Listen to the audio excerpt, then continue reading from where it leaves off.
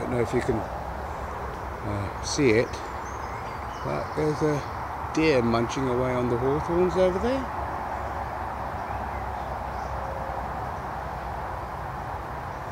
Looks like a young one.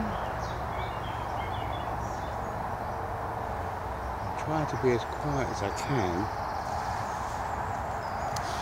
And unfortunately, this camera is not very good. Again, I am going to invest in a camcorder, maybe get myself a digital camera as well. But yeah, this is nice. I was just out by my brook trying to figure out why I keep sinking into the mud. Well, obviously, I know why.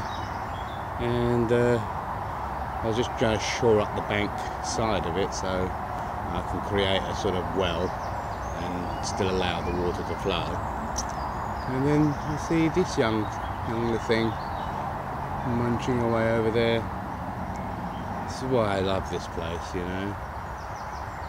Now obviously if I was in the old days and I was hungry, I'd try and get my gun out and shoot it, yeah? Set a snare or something else to catch these things. But there's no need for it. I don't know. Oh, it's a shame you can't really see it in here. Oh, he's still there. It's just, I don't know if you can see, it's just there. They're so well camouflaged, or they blend in so well with the background. Yeah.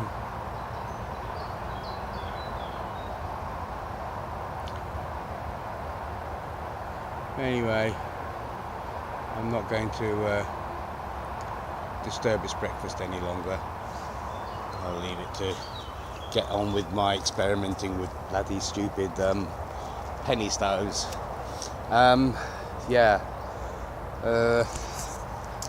One thing is, methylated spirits. The last night I was experimenting.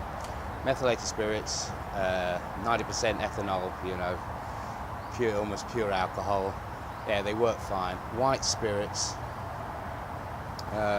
they don't work at all. I mean, they're good for an open campfire if you use them sparingly.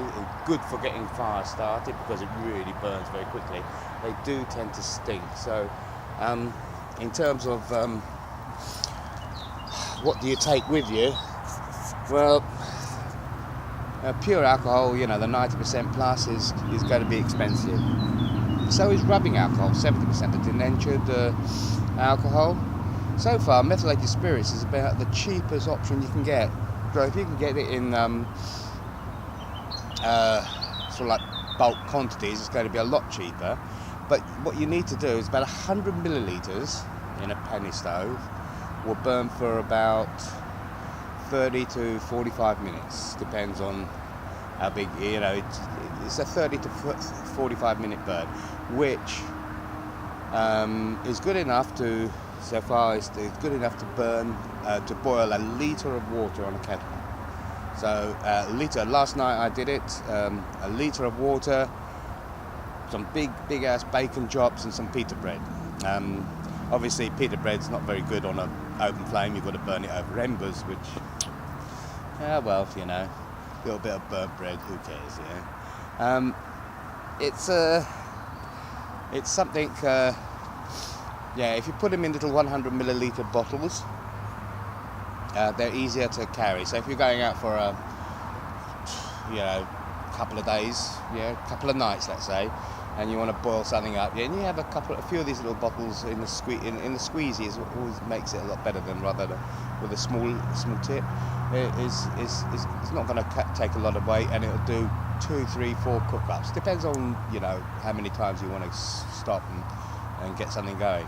But yeah, so far the penny stove, I've been working on 2 designs because I'm limited for tools. I got one of those like small Phillips screwdriver things. They're very small, about 2 millimeters across. When you punch through it, it does make a pretty big hole. So I'm going to try with my thumbtacks later to make smaller holes to see how that works. And I'm just going to experiment with a couple of other little ideas to see, it's a good idea. I mean, if you've got a candle, they say a candle in a small environment can raise the temperature by at least a degree, So, it's, if you've got a candle that can burn all night, and it can raise the temperature 1 or 2 degrees, that could be a lot of difference, So far, the methylated spirits ones I've been using, 100 milliliters, a small eyelet, lasts for 12 hours, 8 to 12 hours. I've just designed one with a bigger eyelet, a bigger nozzle, so it sucks up a little bit more, but that still lasted about 8 hours. I'm working on a couple of other little ideas. And one other thing, when you've cut your cans out and everything else, when you're doing these, don't throw the rest of it away, because you can still make things with them, like windshields and everything else. If you batten off some nice, straight pieces of wood and everything else, and stick them on there, you can still make some decent little items with them, to go in conjunction with your penny stove. So obviously, when you're using a penny stove, the flame only burns about half an inch if you've got everything good, half an inch really. So you need to have your cooking or your pots, pans, kettles resting right on the flame to get a really good burn. When I boiled my kettle up, it was a good inch away from the flame, so that's probably why it took a little bit longer. I'm going to be making other little bits and pieces up later on. And one thing I found out: don't use wadding inside the penny stove. It doesn't work. It just doesn't. It's not efficient, rather. Okay. I mean, if you've got a small, can and you're just using it as an open pot, white spirits, they'll burn really. Don't use too much; it'll burn very, very, very hot and very, very quickly and stink. But if you're using wadding in it, especially, but when you're using like methylated spirits, and a small can size, 7 or 8 bits of cotton wool buds, 100 milliliters of meth, and that will burn again in an open pot for about 30 minutes. So but again, when it starts to burn off all the stuff, then the cotton wool starts there, and you're just left with all that waste, which I suppose you could stick on the fire later on if you had a wood fire. Anyway, deer aside, everything else, it's oh dear. 8:30 in the morning. I've been up since 4. I had too many beers last night. I've got to get the cans. So you've got to finish the beers. I know I could have got soda, but that would have kept me up even more, So don't throw everything away, and be, again, with all your bits and pieces, make sure you find a decent rubbish bin you can throw them in. Don't dump them in the countryside, as I see so many people do. It's quite annoying. Talking about dumping, these charities that collect stuff and everything else. I was rummaging around the embankment on the M25 not so long ago, and obviously there's people that fly tip and everything else. But here's one thing I found a bag, 2 bags actually, big bags. One of them was full of backpacks, and the other one was full of shoes. So, and I think to myself, well, who could have thrown these away? It couldn't have been a charity or anything else, because they were very specific. One bag, big bags, full of backpacks, and about at least a dozen backpacks, and the bag of shoes must have had about 30 or 40 shoes in it.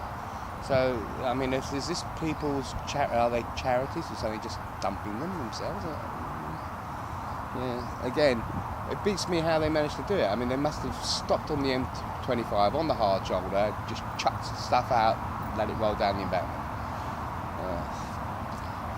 I don't know. I mean, there's so many rubbish tips and everything else that you can drop stuff off. Anyway, I'm going to be boring you. So anyway, I'm going to get back to my housework day today because it's very, very overcast. 8:30 in the morning and it's still miserable out here. It's dropped down to about 10 degrees in my shack. It's a bit chillier outside. So yeah, it's maintenance day today. Going to do a bit of tidying up. I've been sitting in there, tinkering away. It's very, very dark, so I need to get a better lighting system in there.